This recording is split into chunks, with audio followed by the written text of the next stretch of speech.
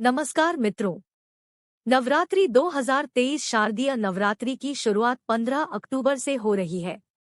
नवरात्रि के इन 9 दिनों में देवी माँ के अलग अलग स्वरूपों की पूजा की जाती है।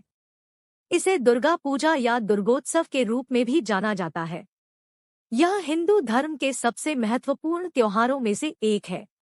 यह त्योहार माँ दुर्गा को समर्पित है। शारदीय नवरात्रि का त्योहार अश्विन मास के शुक्ल पक्ष की प्रतिपदा से नवमी तक मनाई जाता है। नवरात्रि में दुर्गा माँ की विधिवत पूजा और हवन किया जाता है। पूजा पाठ में कोई दिक्कत ना हो इसके लिए जरूरी सामग्री अभी नोट कर लें। नवरात्रि की पूजन सामग्री। नवरात्रि के पहले दिन घट स्थापना की जाती है। इसके लिए कलश स्थापना और माता के श्रृंगार की सारी सामग्री एकत्रित कर लें। नवरात्रि की पूजा के लिए जरूरी सामग्री एकत्रित कर लें। माता रानी की पूजा में शंख, सिंदूर, रोली, मौली, कपूर, धूप, लाल पुष्प या पुष्पहार, सुपारी साबुत, हल्दी की गांठ, पटरा, आसन, चौकी, पंचमेवा, जायफल, जावित्री, कमलगट्टा, नैवेद्य, बताशा, मधु, शक्कर, नारियल, गंगाजल आदि चीजों की आवश्यकता पड़ती है। इसलिए नवरात्रि शुरू होने से इन चीजों को घर पर लाकर रख लें। कलश पर रखने के लिए पल्लव की जरूरत पड़ती है। इसे पंच पल्लव के नाम से भी जाना जाता है। पल्लव में पीपल, गूलर, अशोक, आम और वट के पत्ते होते हैं, जिनको कलश पर रखा जाता है। इन पंच पल्लव के ऊपर नारियल रखा जाता है।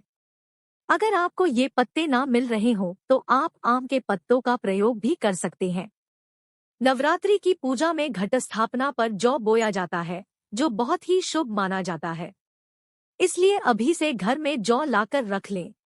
माता रानी के श्रृंगार की सामग्री।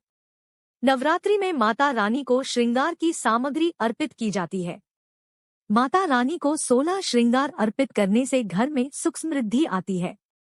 माता रानी को अर्पित होने वाली इन श्रृंगार की सामग्री में लाल चुनरी, चूड़ी, बिछिया, इत्र, सिंदूर, महावर, बिंदी, मेहंदी, काजल, चोटी, माला, पायल, नेल पॉलिश, लिपस्टिक, कान की बाली और नाक की नथ है। हवन की सामग्री। नवरात्रि में पूरे 9 दिन हवन किया जाता है। इसके लिए हवन कुंड, आम की लकड़ी, काले तिल, कुमकुम, अक्षत, जौ, धूप, पंचमेवा, घी, लोबान, लौंग का जोड़ा, गुग्गल, कमल गट्टा, सुपारी, कपूर और हवन में चढ़ाने के लिए भोग की व्यवस्था पहले ही कर लें। नवरात्रि पूजन विधि। सबसे पहले पूजा स्थान और मां दुर्गा की प्रतिमा को गंगाजल से शुद्ध कर लेना चाहिए।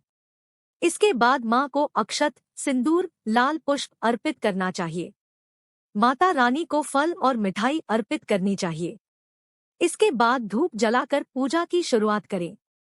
नवरात्रि में दुर्गा सप्तशती का पाठ जरूर करना अति उत्तम माना जाता है।